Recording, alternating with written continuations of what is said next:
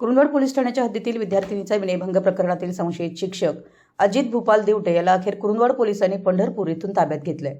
गेल्या काही दिवसांपासून फरार असलेल्या दिवटेच्या अटकेसाठी पोलिसांनी अत्यंत गुप्तता बाळगत कारवाई केली आहे।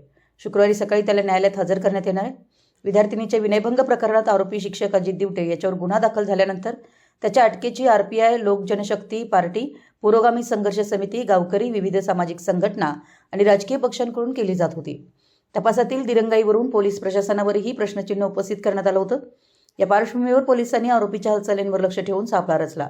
सहाय्यक पोलीस निरीक्षक संतोष माने, पोलीस उपनिरीक्षक जीवन पाटील यांच्या मार्गदर्शनाखाली हवालदार ज्ञानदेव सानप आणि अविनाश भोसले यांच्या पथकानं तांत्रिक माहितीच्या आधारे पंढरपूर येथे कारवाई करत संशयित शिक्षक अजित दिवटे याला ताब्यात घेतलं।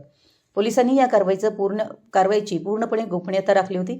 मात्र पोलिसांनी आरोपीला ताब्यात घेत या प्रकरणातील पुढील तपासाला वेग दिलाय। न्यायालयात हजर केल्यानंतर आरोपीची पोलीस कोठडी मिळते का याकडे सर्वांचं लक्ष लागून राहिलंय। मराठी एस न्यूजसाठी कुरुंदवाडहून संदीप अडसूळ।